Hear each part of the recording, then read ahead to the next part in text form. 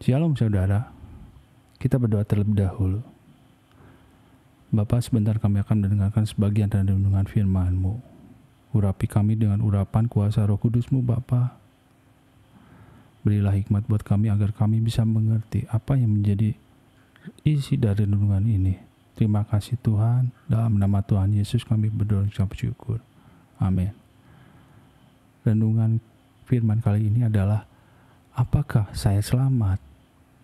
Itu menjadi satu pertanyaan yang menarik untuk kita kaji lebih dalam lagi.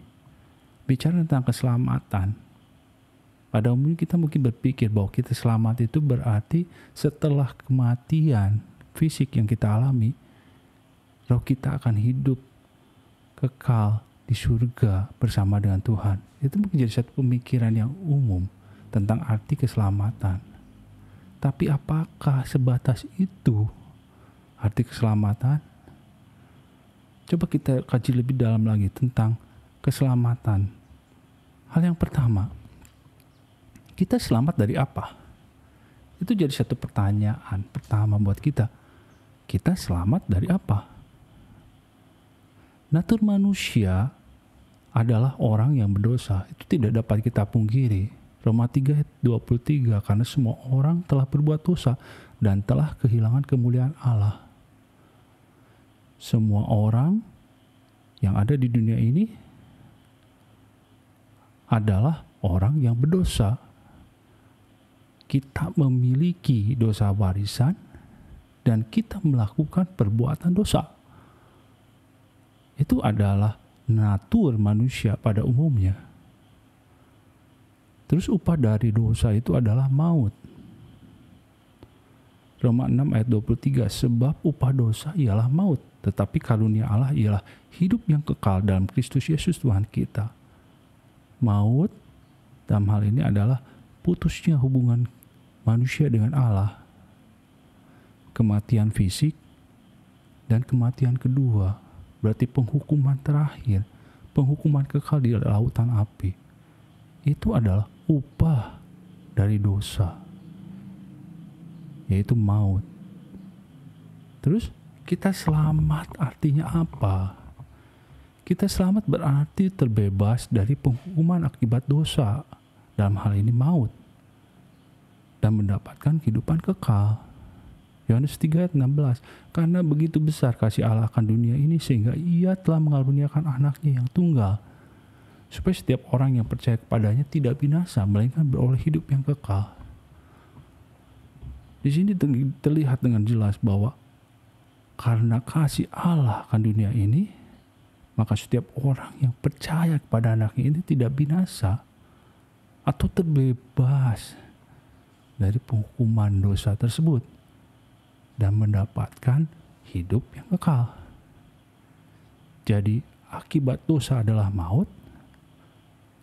Selamat adalah terbebas dari maut dan mendapatkan hidup yang kekal. Hal yang kedua, keselamatan menurut kekristenan ada 3 poin yang penting. Pertama, keselamatan satu-satunya melalui Yesus Kristus. Yohanes 14 ayat 6. Ini pernyataan Kristus. Kata Yesus kepadanya, akulah jalan dan kebenaran dan hidup. Tidak ada seorang pun yang datang kepada Bapa kalau tidak melalui aku. Jadi, agar kita dapat menjalin kembali hubungan dengan Allah, kita tidak dapat mengandalkan orang lain selain kepada Kristus yang merupakan jalan dan kebenaran dan hidup. Yesus sebagai imam besar yang menyambungkan kembali hubungan kita dengan Allah, dan karya penyaliban Kristus di atas kayu salib, di mana darahnya sebagai harga yang harus dibayarkan untuk penebusan kita dari perbudakan dosa. 1 Timotius 2 ayat 5, karena Allah itu Esa dan Esa pula Dia yang menjadi pengantara antara Allah dan manusia, yaitu manusia Kristus Yesus.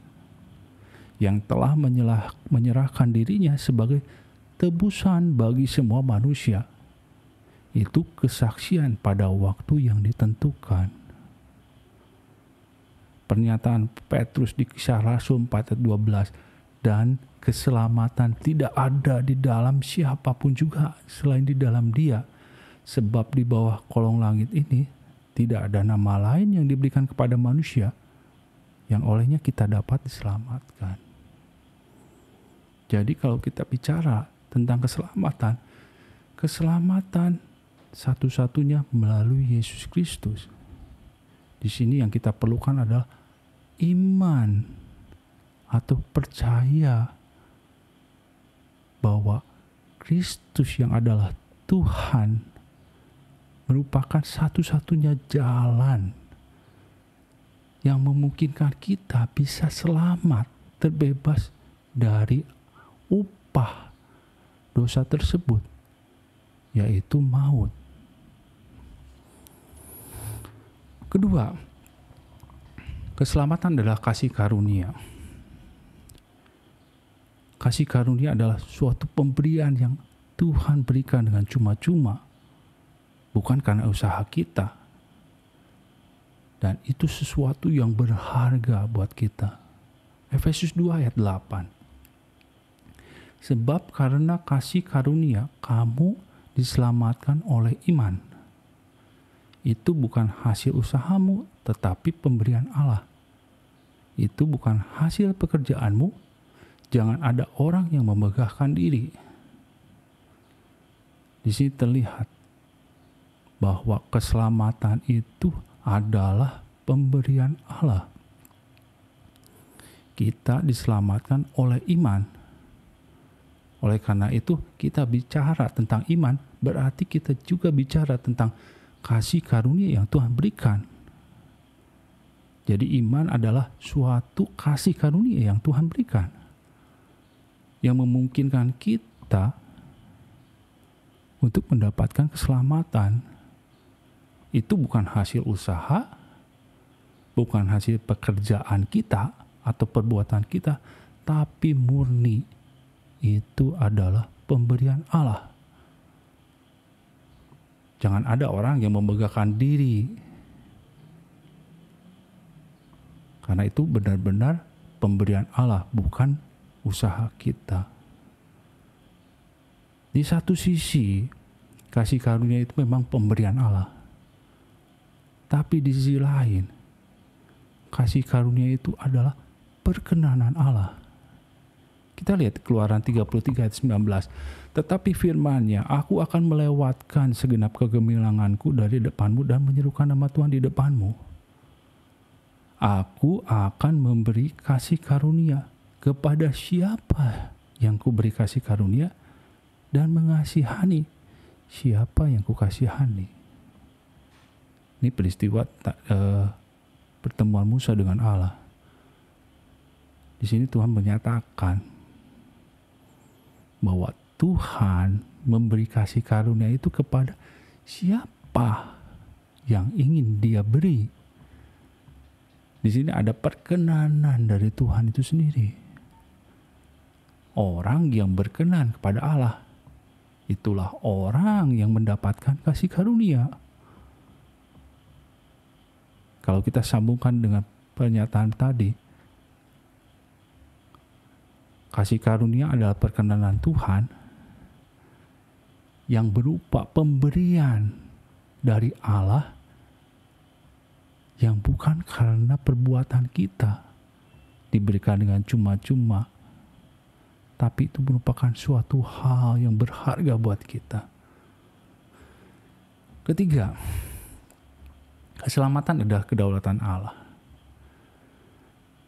Kita lihat di 2 Timotius 1 ayat 9. Dialah yang menyelamatkan kita dan memanggil kita dengan panggilan kudus. Bukan berdasarkan perbuatan kita, melainkan berdasarkan maksud dan kasih karunia-Nya sendiri yang telah dikaruniakan kepada kita dalam Kristus Yesus sebelum permulaan zaman. Bukan kita yang memilih Dia, tapi Allah sendirilah yang memilih kita. Bahkan di sini dikatakan sebelum permulaan zaman, Dialah yang menyelamatkan kita dan memanggil kita. Di sini kita tekankan, dari sejak awal memang Tuhanlah yang menyelamatkan dan memanggil kita sebelum permulaan zaman. Roma 8 ayat 29, sebab semua orang yang dipilihnya dari semula. Kita lihat di garis bawah di sini, orang yang dipilihnya dari semula. Mereka juga ditentukannya dari semula untuk menjadi serupa dengan gambaran anaknya.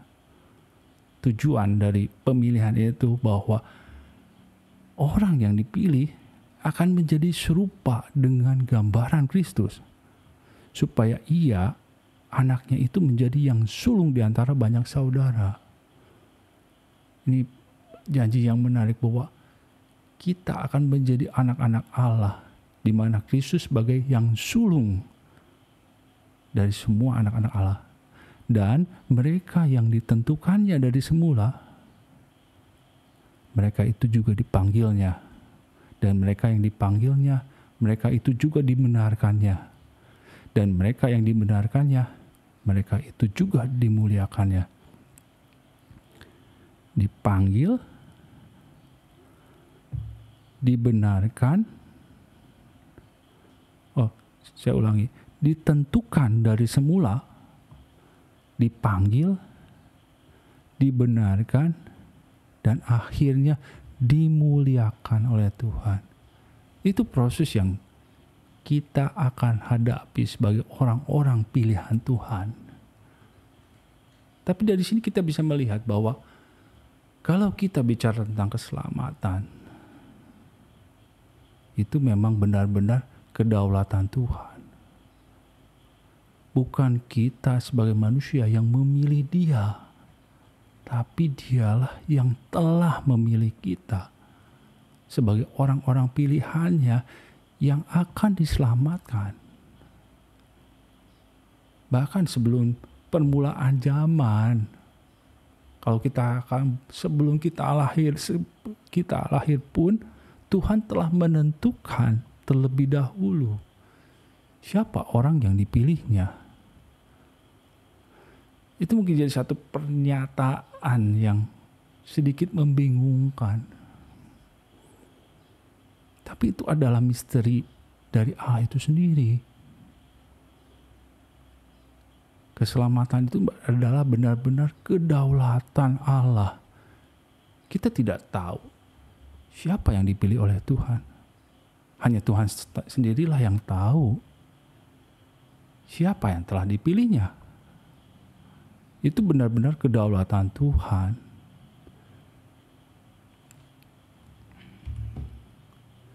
Dari ketiga poin tadi tentang keselamatan tersebut, mungkin ada 3 pertanyaan penting yang muncul. Yang apabila kita bicara tentang keselamatan. Hal yang pertama tadi, keselamatan hanya didapat melalui Kristus. Pertanyaannya, apakah saya memiliki iman kepada Yesus? Itu mungkin jadi pertanyaan utama. Apakah saya memiliki iman kepada Yesus? Tapi kalau kita lihat, iman sendiri adalah anugerah yang Tuhan berikan, atau kasih karunia yang Tuhan berikan. Apakah kita pantas untuk membanggakan diri karena kita memiliki iman? Bukankah itu pemberian dari Allah juga? Terus yang kedua, keselamatan adalah kasih karunia. Di balik pemberian yang Tuhan berikan, ada perkenanan Tuhan di sini. Pertanyaan yang timbul adalah, apakah saya mendapatkan perkenanan Tuhan? Bukankah Allah berkenan kepada siapa yang menurut Dia layak untuk menerima perkenanan Tuhan? Terus yang ketiga, keselamatan adalah kedaulatan Allah. Pertanyaan yang muncul di sini adalah, apakah saya dipilih oleh Allah? Sedangkan kalau kita bicara tentang pemilihan Allah, itu memang benar-benar kedaulatan Tuhan. Kita sendiri pun tidak tahu siapa orang yang dipilih oleh Tuhan. Dari ketiga pertanyaan tersebut, kita bisa menyimpulkan bahwa keselamatan itu benar-benar murni inisiatif Allah yang mutlak. Yang mungkin tidak dapat kita pahami oleh pikiran kita. Pikiran manusia yang benar-benar kecil ini tidak dapat kita memahaminya. Itu benar-benar inisiatif dari Allah yang mutlak. Semua karena Allah itu sendiri. Tujuan dari keselamatan itu adalah inisiatif Allah yang mutlak, adalah agar jangan ada manusia yang membegahkan dirinya karena perbuatannya kah, atau karena perbuatan baiknya, atau karena kerohaniannya kah, atau karena apa yang manusia miliki yang membuat manusia bisa memegahkan diri bahwa manusia itu mendapatkan keselamatan karena perbuatannya sendiri. Ini satu pernyataan yang benar di Matius 7 ayat 22. Pada hari terakhir banyak orang akan berseru kepada aku, Tuhan, Tuhan, bukankah kami menubuat demi namamu dan mengusir setan demi namamu dan mengadakan banyak mujizat demi namamu juga? Kita mungkin sebagai manusia bisa berpikir bahwa orang yang berseru kepada Tuhan ini, kita katakan kerohaniannya mungkin di atas rata-rata orang. Bahkan Tuhan berkarya lewat orang tersebut. Dia bisa bernubuat, dia bisa mengusir setan, bahkan mengadakan banyak mujizat demi nama Tuhan itu sendiri.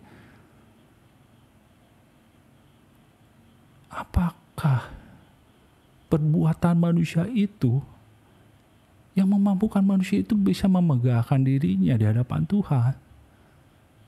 Di ayat 23 kita lihat, pada waktu itulah aku akan berterus terang kepada mereka dan berkata, perkataan Yesus di sini, aku tidak pernah mengenal kamu, menyalah daripadaku kamu sekalian pembuat kejahatan.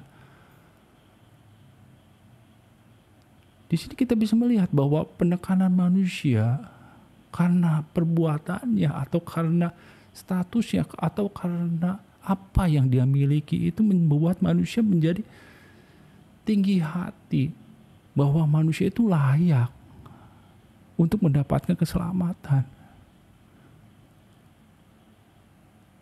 Tapi betapa sakitnya kalau di sini Tuhan berkata, aku tidak pernah mengenal kamu. Jadi di sini Tuhan menekankan bahwa bukan karena perbuatan kita yang notabene mungkin kita bisa katakan sesuatu yang luar biasa dibandingkan dengan manusia yang lain. Tapi Tuhan tidak melihat hal itu sebagai sesuatu yang berharga. Di sini Tuhan berkata, aku tidak pernah mengenal kamu. Hanya ada satu kata yang muncul di sini. Pengenalan akan Tuhan di sini. Yang seharusnya menjadi sesuatu yang Tuhan pertimbangkan tentang akan hal ini. Balik kepada pertanyaan awal, apakah saya selamat? Ada rahasia besar tentang keselamatan itu. Kalau kita lihat dari Matius 7 ayat 22 tersebut, kita korelasikan dengan Yohanes 17 ayat 3. Ini pernyataan Kristus. Menurut saya ini suatu pernyataan yang menjadi satu rahasia yang Tuhan singkapkan buat kita manusia ini. Inilah hidup yang kekal itu. Yaitu bahwa mereka mengenal Engkau, satu-satunya Allah yang benar, dan mengenal Yesus Kristus yang telah Engkau utus. Kalau kita melihat dari perkataan ini, dengan gamblang Tuhan berkata, hidup yang kekal. atau kita bicara tentang keselamatan tersebut adalah mengenal Allah dan mengenal Kristus yang telah Allah utus. Jadi hidup kekal atau keselamatan itu bukanlah hidup kekal selamanya di surga belaka, melainkan hubungan pribadi dan pengalaman nyata dengan Allah dan Kristus yang dimulai sejak sekarang. Kita yang masih hidup, kita yang mendengarkan renungan ini, seharusnya kita mengerti bahwa hidup kekal itu seharusnya pengenalan akan Allah. Allah Bapa dan Allah Anak di sini. Lewat hubungan pribadi dan pengalaman nyata dengan Allah dan Kristus. Kata mengenal dari bahasa Yunani ginosko itu mengandung arti relasi yang dalam dan akrab. Itu mungkin jadi satu pernyataan atau satu rahasia yang besar tentang keselamatan itu sendiri. Jangan sebatas kita memikirkan bahwa keselamatan itu hanya hidup yang kekal selamanya di surga.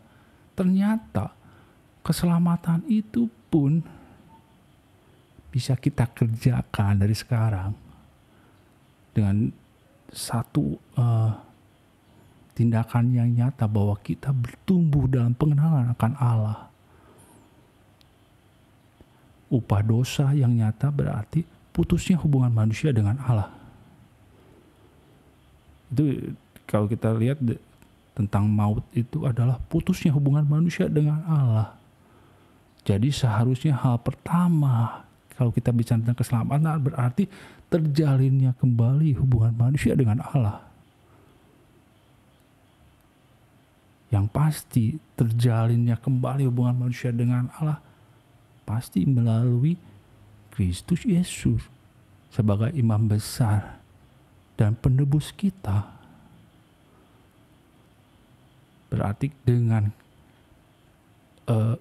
Kristus tersebut bisa terjalin kembali hubungan kita dengan Allah. Jadi kalau kita bicara tentang upah dosa, kan kita dari awal kita bicara tentang kita selamat itu dari apa? Kita selamat itu dari penghukuman atau upah dari dosa. Salah satunya adalah putusnya hubungan manusia dengan Allah. Bicara tentang selamat berarti seharusnya terjalin kembali hubungan kita dengan Allah. Kekekalan di surga berarti kehidupan setelah kematian fisik, atau dalam hal ini roh kita yang hidup di surga hanyalah suatu bonus yang Tuhan berikan. Kenapa? Karena nyata bahwa Allah itu berdiam di surga. Jadi kalau kita bicara tentang kekekalan memang karena ada pribadi Allah yang berdiam di surga. Jadi dalam hal ini yang harus kita perhatikan atau kita pentingkan itu bukan tempatnya, tapi pribadi Allah itu sendirilah yang berdiam di situ. Itulah yang seharusnya menjadi hal yang penting tentang keselamatan tersebut. Satu pernyataan terakhir menjawab pertanyaan pertama, apakah saya selamat? Bisa kita ganti dengan satu pertanyaan, apakah saya mengenal Allah? Dari semua pemaparan yang tadi kita bisa melihat bahwa memang keselamatan adalah inisiatif dari Allah. Kedaulatan Allah di sini itu mungkin jadi satu misteri buat kita sebagai manusia. Tapi satu hal yang bisa kita lakukan, belajarlah untuk bertumbuh dalam mengenal akan Allah. mengenal akan Allah, terjalin kembali hubungan kita dengan Allah. Terjalin kehubungan itu berarti upah dari dosa yang adalah putusnya hubungan bisa kita jalin kembali. Memiliki relasi dengan Allah yang mulai kita lakukan semenjak dari kita sekarang. Bukan saatnya nanti kita sudah mengalami kematian, bahwa kita hidup kekal di surga. Tapi mulailah dari sekarang kita mempekerjakan keselamatan tersebut dengan belajar untuk bertumbuh dalam mengenal Allah. Puji Tuhan. Saya cukupkan renungan kita. Tuhan Yesus memberkati kita semua.